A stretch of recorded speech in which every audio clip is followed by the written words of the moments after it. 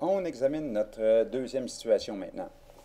Encore une fois, on a mentionné qu'on allait avoir une certaine quantité de particules gazeuses là, à l'intérieur. Alors, je la représente ici. Il faut bien voir qu'il y a du gaz jusqu'à la surface là, de mon liquide ici. Alors, il y a du gaz partout où j'ai dessiné donc mes petites particules rouges. Là, ce qu'on se demande, c'est est-ce que la pression à l'intérieur de ma burette est plus grande ou plus faible que la pression atmosphérique? Ce qu'on va faire, c'est encore une fois définir deux pressions, mais pour définir deux pressions, il faut encore une fois, pour être capable de les égaler, les mettre à un même niveau. Donc, le niveau qu'on va utiliser pour définir nos pressions, c'est le niveau suivant. Alors, c'est à l'intérieur, donc sous la surface là, de l'eau qui est à l'extérieur de la burette.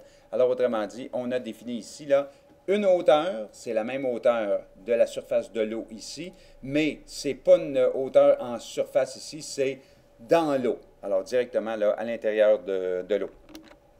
Maintenant, alors, si on définit, encore une fois, ce que représente chacune des pressions. La pression 1, donc la pression 1 qui est ici, je vous mentionne ici que ça ne représente que la pression du gaz. Bien, c'est la pression du gaz parce que jusqu'à la surface de mon liquide, il n'y a absolument rien d'autre. Il n'y a pas d'eau, contrairement au système numéro 1. Il n'y a qu'un gaz qui est présent dans la burette. Et la pression donc exercée sur la surface, ce sera seulement les collisions que les molécules vont venir faire là, à la surface du liquide. La pression P2, cependant, puisque la pression P2, on veut la mesurer, mais à une certaine profondeur.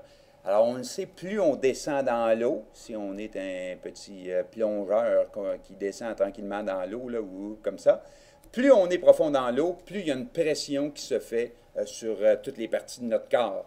Alors, si moi je regarde quelle est cette pression qui se fait là, bien, en partie, c'est la pression, une pression exercée par une certaine quantité donc, de liquide.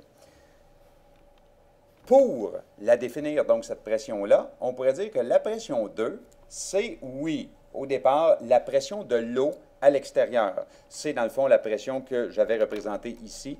Donc, la pression seulement de mon liquide au-dessus. Donc, la pression de l'eau à l'extérieur, pression qui pourrait être représentée en centimètres carrés. Moi, je pourrais prendre simplement là, une petite surface comme ça et dire, parfait, c'est la pression, le nombre de grammes par centimètre carré ou le représenter en kilopascal, ça n'a pas d'importance.